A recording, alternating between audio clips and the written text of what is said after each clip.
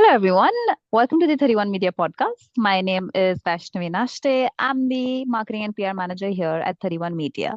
Today, we have the pleasure of talking to Dan Camilleri, who has over 20 years of experience in software testing.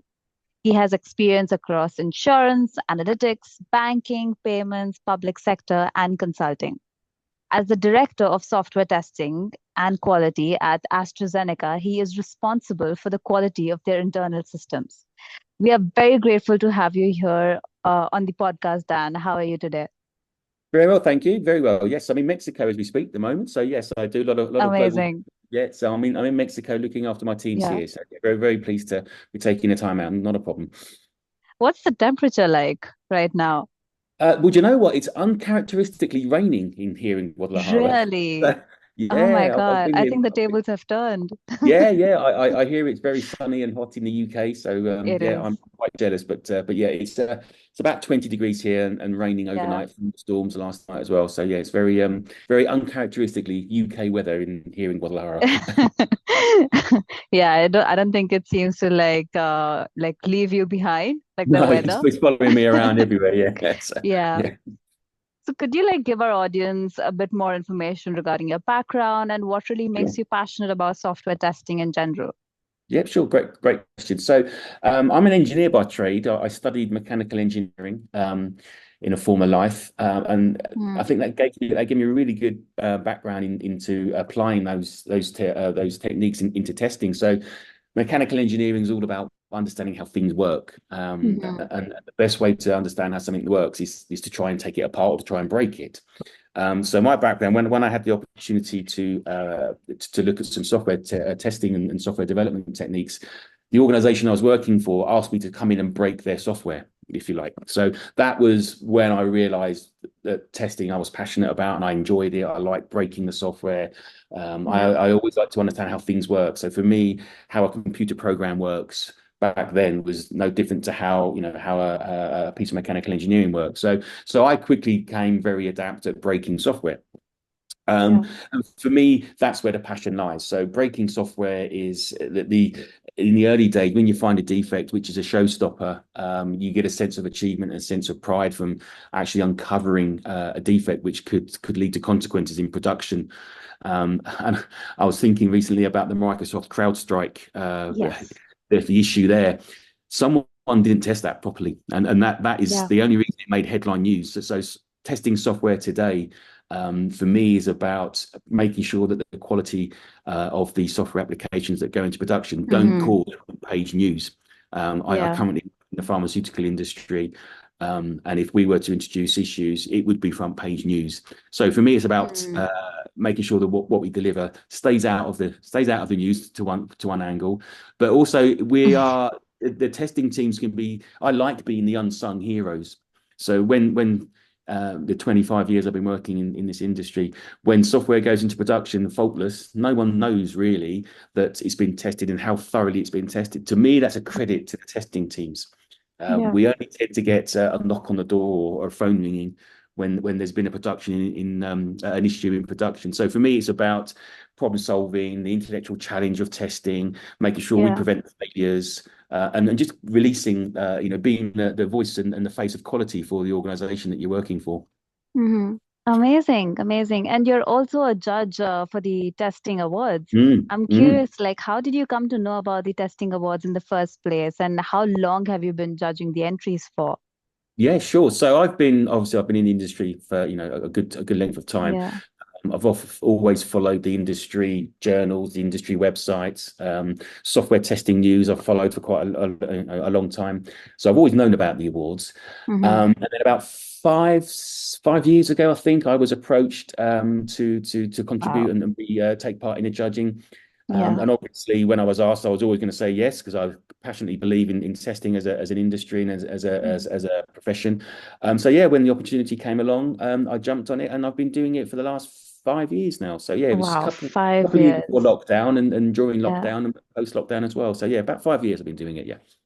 You must have seen like the entries evolving as well, right? Mm, Because now that we have like AI into the picture, we'll see like a lot more entries that are more driven by, I mean, of course, you might know better about it, but what has the evolution been across these 5 years?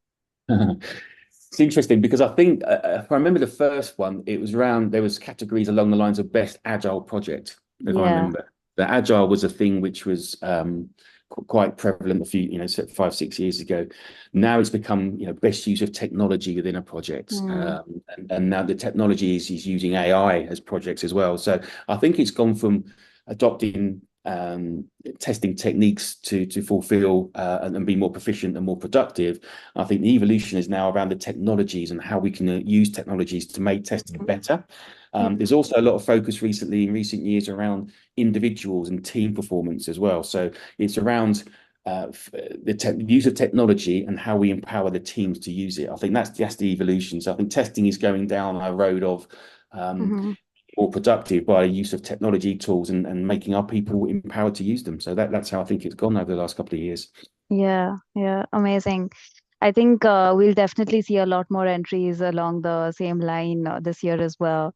But I'm curious, like, why do you think it's important to even enter these awards in the first Mm. place? Yeah, sure, sure.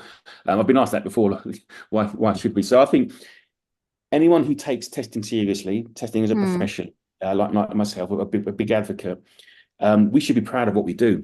Testing, as I say, we Yeah. are often seen as the unsung heroes in an organization. So we should be Hmm. proud of what we do and recognize what we do. So I think the awards give us that platform to be, recognized, industry validation. Winning an award is a powerful validation of your work and your experience. It elevates the company's reputation, Absolutely. establishes if your testing specialism, it establishes you as a leader in the industry. It can enhance your brand awareness as well.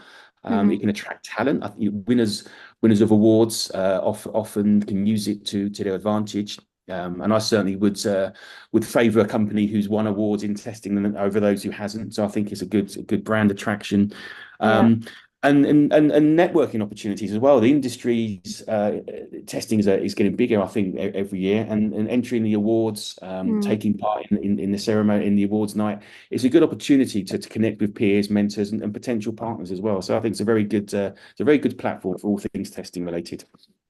Amazing. Has there been like a particular entry, like you've judged hundreds of entries till date? I Has have, there yeah. been like a particular, like you must have seen like some entries that have really caught your eye. What Mm. are like a few things that our audience can learn from it? Those who are actually looking to participate. Yeah, it's a good question, and you're right. I have seen hundreds, and it does take quite a lot of effort to do the judging year, yeah, every year. I think from memory, let me think. One of the best ones I remember was it was about the Testing Team of the Year award, and I think it's Hmm. from memory. I remember the entry demonstrating that the commitment to the future of testing. So we Hmm. see a lot of entries using automation, using lots of techniques to do testing. But the one that stood out for me was that this real commitment came through all of the entry, all of the wording, all of the examples. It really demonstrated. And by the way, all the entries are obfuscated, so we don't know who they are. We don't know the names of the companies. Yeah. Um, but this entry demonstrated a real commitment to the future of testing. They had a really strong team ethos, good examples as well. So where we have entries which are proclaiming X, Y, and Z, it's really nice to have evidence of that as well to support it. Um, Challenges as well.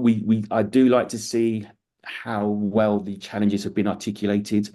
And how they've overcome them and the benefits of that. So I always ask myself, so what? Hmm. When I'm reading through the criteria, when I'm reading through the entries, so what? I always ask myself, so what? And this entry was the so what was their commitment to the future of testing, evidence of the benefit they provided to the wider QA community, and that was an example they were able to demonstrate head and shoulders above other entries. Mm-mm-mm. So it's around about the continual learning as well. So this was a team entry. And for me, they were able to demonstrate how they put the real investment into their team so they can get the benefit from them in the future. Yeah, so it's basically about creating that kind of impact, right? Like whatever Yeah. your project is, what kind of impact are you even creating on the testing community in the first place? Yeah, Right. yeah. So this example was not only dedicated showing commitment to the testing of their team, they Mm-mm. were able to take examples and benefit the wider community. I can't go into the details, but they were sharing some tools they created and some techniques to benefit the wider community. So that had a big impact, not just on themselves, but the wider QA testing community. Mm-hmm. Mm-hmm. Amazing. So, like one last question for you. Sure.